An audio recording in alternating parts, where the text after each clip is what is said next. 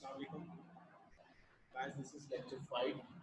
Last lecture में मैंने आपके साथ सी क्वेश्चन 3 से रेलिवेंट दो पार्ट्स डिस्कस किए थे, लेकिन मैंने आपके लिए कोई बुक भी मेंशन नहीं किया था। तो आज भी आपके साथ दो पार्ट्स और मैं डिस्कस करने जा रहा हूँ। बाकी मेरे रिमेनिंग जो पार्ट्स हैं you have to do by yourself. इस क्वेश्चन में भी आप इसका बाकी पार्ट को सॉल्व करेंगे। मैं जस्ट आपको ये बताना चाह रहा हूँ कि अगर आपके पास इस तरह का क्वेश्चन गिवन है तो first of all you have to write this expression, this equation in standard form. How can we write it in standard form? इसको standard form में लाने के लिए हमें क्या प्रोसीजर अडॉप्ट करने के लिए हम ऑलरेडी पढ़ चुके हैं, लेकिन अगेन मैं आपके साथ शेयर कर देता हूँ।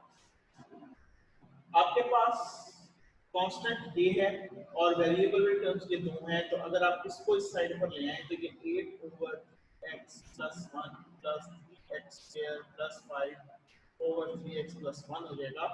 तो 3x plus 1 तो सेम है आपके पास, तो ये एज इट इज एलसीएम आ जाएगा और यहाँ पर बच जाएगा 8 plus 3x square plus 5। 4 के साथ आप मल्टीप्लाई कर सकते हैं 3x plus 1 को, ये बन जाएगा 13 plus 3x square 12x plus 4। now 3x square minus 12x plus 13 minus 4 equal to 0। ये हमने क्या किया,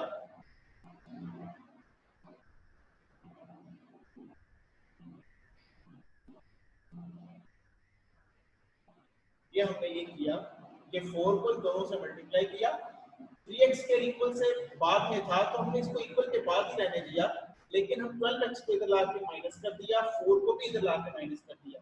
3x स्क्वायर और प्लस 13 जो कि इक्वल से बाद में थे, तो ये दोनों टर्म्स अपनी इन्होंने प्लेस चेंज नहीं की, बल्कि हमने इन दोनों की प्लेस को चेंज करवाया, लेकिन लिखा हमने इसको राइट साइड पर है। इससे कोई फर्क नहीं पड़ता। For example if x is equal to y और y is equal to x, अगर आप x is equal to y को y is equal to x लिखते हैं तो कोई फर्क तो नहीं पड़ेगा यहाँ पर।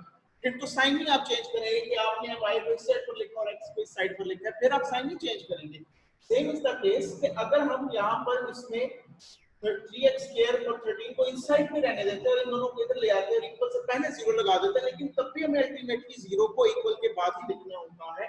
दैट्स द रीजन कि मैंने आपके साथ स्टेप्स भी सेव किए हैं, लेकिन आपको बताने का मकसद ये है कि आप डायरेक्टली इस चीज को सॉल्व करें ताकि आपके ये क्वेश्चन को अटेम्प्ट करना टाइमली हो सके। अदरवाइज अगर आप एक एक चीज को स्टेप बाय स्टेप करने की कोशिश करेंगे तो आप टाइम मैनेज नहीं कर सकेंगे। एनीवेज, ये आपके पास स्टैंडर्ड फॉर्म आ चुकी है।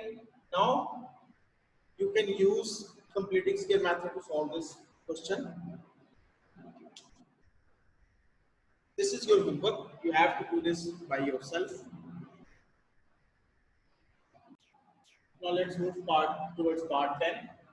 Again आप देखेंगे कि part 10 भी आपके पास स्टैंडर्ड फॉर्म में इक्वेशन नहीं है। It is one of the complicated equation कि जिसमें आपको इसमें कांस्टेंट भी मौजूद है आपके पास, और वो कांस्टेंट आपके पास 2a है और वेरिएबल आपके पास x है। So it means you have to write this equation in standard form before solving it by using completing square method. How? 7 will be like this, and it is a plus b ka whole square.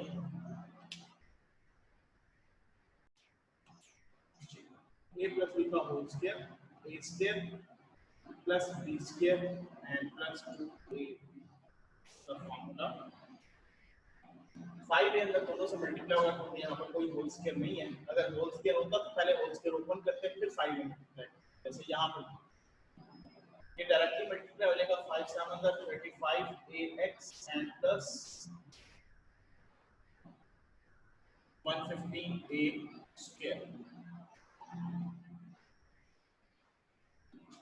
7x square plus 28a square plus 28ax plus 3a square minus 35ax minus 115a square equal के बाद आपके पास बच गया 0।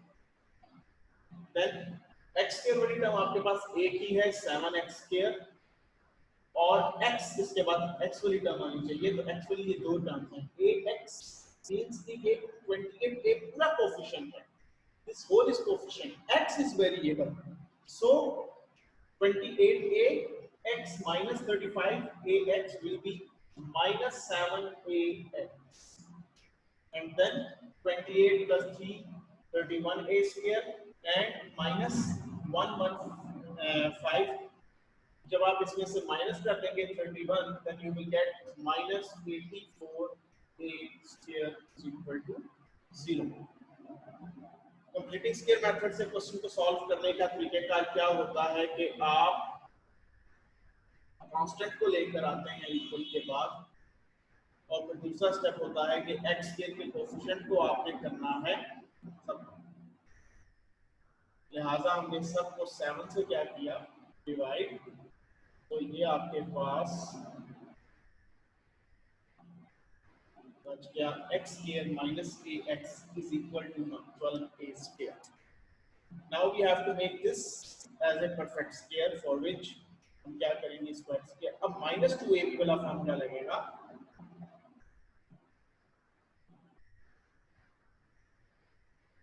a की जगह आ गया x, what should be the b? x का coefficient a है, इसको आप मल्टीप्लाई करें 1/2 के साथ तो आपके पास आ जाएगा a/2। So b is a/2,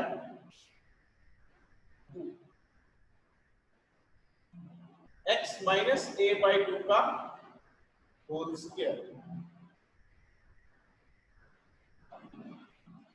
Now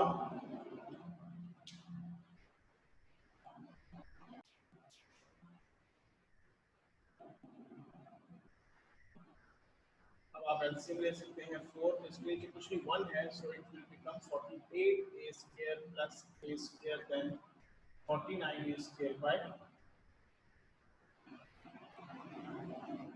4।